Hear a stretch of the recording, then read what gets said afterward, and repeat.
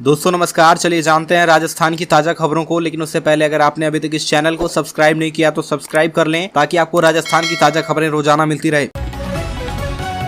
सबसे पहली और बड़ी खबर, प्रदेश के बीपीएल और उज्ज्वला योजना में शामिल परिवारों को अब 500 रुपए में गैस सिलेंडर मिलेगा। इसके लिए मुख्यमंत्री अशोक गहलोत ने मुख्यमंत्री गैस सिलेंडर योजना के तहत 750 करोड़ रुपए के वित्तीय प्रस्ताव को मंजूरी दे दी है। सीएम गहलोत की स्वीकृति से राज्य के 73 लाख से अधिक परिवार लाभान्वित होंगे। इस योजना के तहत पात्र लाभार्थियों को 1 अप्रैल 2023 से सस्ती दर पर प्रतिमाह 1 सिलेंडर मिल सकेगा। इस योजना के अंतर्गत राज्य सरकार की ओर से उज्ज्वला योजना के कनेक्शनधारी परिवारों को प्रतिमाह गैस सिलेंडर में 410 रुपए की सब्सिडी दी जाएगी। वहीं बीपीएल गैस कनेक्शन धारकों को प्रति गैस सिलेंडर 610 रुपए की सब्सिडी दी जाएगी। अगली खबर, सीएम अशोक गहलोत ने बसों के संचालन के लिए 132.24 करोड़ रुपए के वित्तीय प्रावधान को स्वीकृति दे दी है। यह राशि राजस्थान परिवहन आधारभूत विकास निधि से उपलब्ध कराई जाएगी। इसमें Jaipur city transport service limited के लिए 300 नई बसें सहित कुल 500 बसों का संचालन होगा। इन बसों की खरीद, संचालन और मेंटेनेंस संबंधित फर्म की ओर से ही किया जाएगा। इसके लिए प्रति किलोमीटर बाइबल गैप फंड की राशि राजस्थान सिटी ट्रांसपोर्ट कॉर्पोरेशन की ओर से दी जाएगी। बसों के संचालन से होने वाली इनकम भी कॉर्पोरेशन ही इकट्ठा करेगा। अगली खबर, राजस्थान में बढ़े कोरोना के मामले। इधर राजस्थान के मुख्यमंत्री अशोक गहलोत और पूर्व मुख्यमंत्री वसुंधरा राजे मंगलवार को कोरोना संक्रमित हो गए और सभी को सावधान रहने और कोविड प्रोटोकॉल का पालन करने को कहा। इसके साथ ही राजस्थान सरकार ने ट्वीट कर कहा, राज्य में कोरोना से बचाव के लिए स्वास्थ्य ढांचा पूरी तरह से मजबूत है और कोरोना के संभावित खतरे को रोकने के लिए आम लोगों का सहयोग भी जरूरी है। कोरोना प्रोटोकॉल का पालन करते हुए मास्क जरूर लगाएं और सोशल डिस्टेंसिंग रखें, लेकिन आम आदमी पर इन अपीलों का कोई खास असर होता नहीं दिख रहा। सोशल डिस्टेंसिंग भी कोई मेंटेन नहीं कर रहा और मास्क भी नहीं लगा रहा।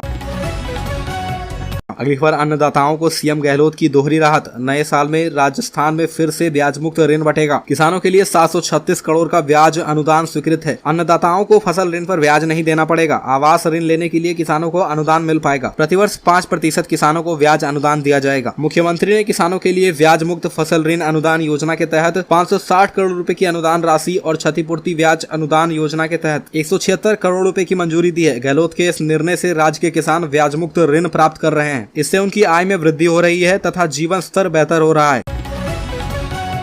अगली पर, अशोक गहलोत ने सूरत एयरपोर्ट पर राहुल गांधी का किया स्वागत। राजस्थान के मुख्यमंत्री अशोक गहलोत ने सूरत एयरपोर्ट पर पार्टी के वरिष्ठ नेताओं की तरफ से राहुल गांधी का स्वागत किया। राहुल गांधी सेशन कोर्ट में निचली अदालत के फैसले पर अपील करने सूरत पहुंचे हैं। सूरत एयरपोर्ट पर सीएम अशोक गहलोत के अलावा गुजरात कांग्रेस के नेताओं ने राहुल गांधी का स्वागत किया। राजनीतिक विश्लेषकों का कहना है कि गांधी परिवार का सपोर्ट गहलोत को मिला हुआ है। गांधी परिवार गहलोत को अहम मौके पर बुलाते हैं। गहलोत की उपस्थिति से उनके राजनीतिक विरोधी असहज हो जाते हैं।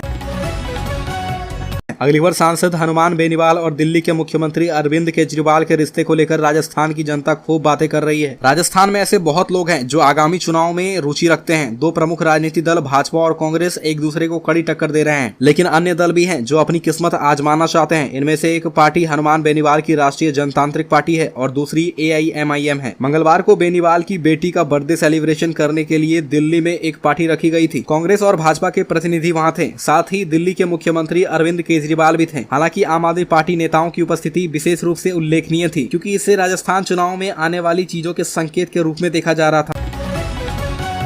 अगली खबर, केंद्रीय मंत्री शेखावत की याचिका पर हाईकोर्ट जज का सुनवाई से इनकार। बहुचर्चित संजीवनी क्रेडिट कोऑपरेटिव सोसाइटी घोटाले के आरोपों में घिरे केंद्रीय जल शक्ति मंत्री गजेंद्र सिंह शेखावत की ओर से राजस्थान हाईकोर्ट में पेश याचिका पर जस्टिस प्रवीर भटनागर ने सुनवाई से इनकार कर दिया है। उन्होंने यह मामला दूसरी बेंच के समक्ष भेज दिया। अब हाईकोर्ट के कार्यवाहक मुख्य न्यायाधीश MM श्रीवास्तव के समक्ष मामला जाएगा और वहाँ से अन्य बेंच में लिस्ट के लिए रेफर किया जाएगा। शेखावत की ओर से राजस्थान हाईकोर्ट मुख्य पीठ में विविध आपराधिक याचिका पेश करते हुए मल्टी स्टेट कोऑपरेटिव सोसाइटी होने से सभी मामले CBI को सुपुर्द कर जांच कराने की मांग की है। साथ ही SOG में दर्ज FIR को निरस्त करने की भी गुहार लगाई।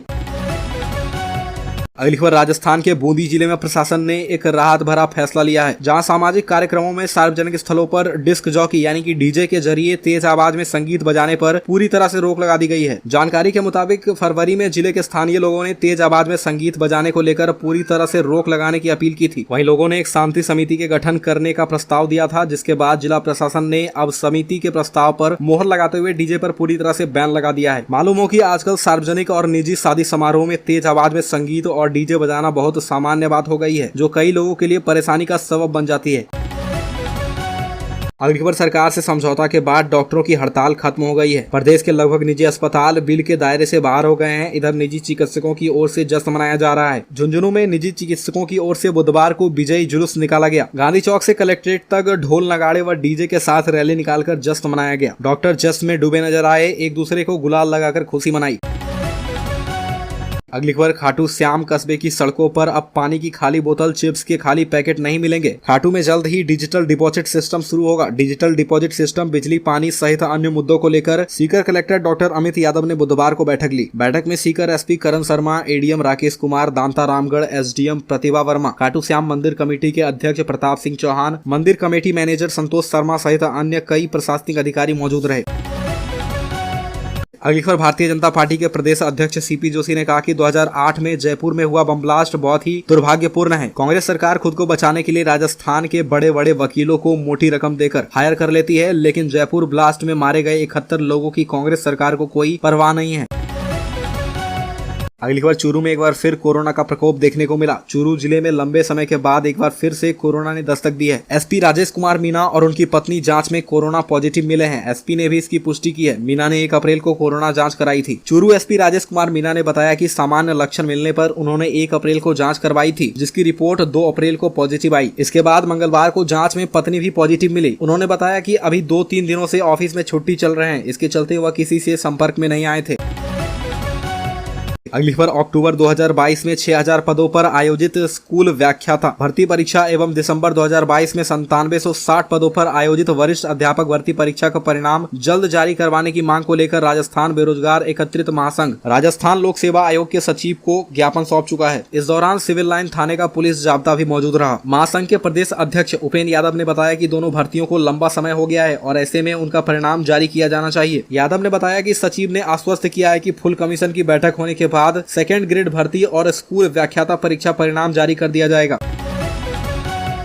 अगली खबर, पुष्पा स्टाइल में दिनेश एमएन बोले झुकेगा नहीं। राजस्थान पुलिस में एडीजी दिनेश एमएन ने कहा, आप लोगों को देखकर आज मुझे मेरी 30 साल पहले की जवानी याद आ रही है। मुझे नहीं लगता कि कॉलेज टाइम में हमारे और आज के वक्त में कुछ ज्यादा बदलाव हुआ है। उस वक्त भी कॉलेज में म्यूजिक, मूवी, मस्ती, कुछ ड्रामेबाजी, कुछ हार्ट ब्रेक, कुछ रिजेक्शन और कुछ अफेयर्स होते थे। वो वक्त डिजिटल नहीं था। हम लोग लड़कियों को ईमेल नहीं भेजते थे, सीधे जाकर बात करनी पड़ती थी। ये हिम्मत वाली बात होती थी और रिजेक्शन पर थप्पड़ खाकर वापस आ जाते थे। बुधवार दोपहर करीब 2 बजे राजस्थान यूनिवर्सिटी के 18वें घूमर फेस्टिव में पहुंचे आईपीएस दिनेश एमएन ने माहौल के अनुसार ही बात की और इस दौरान उन्होंने पुष्पा के स्टाइल में कहा, झुकेगा नहीं।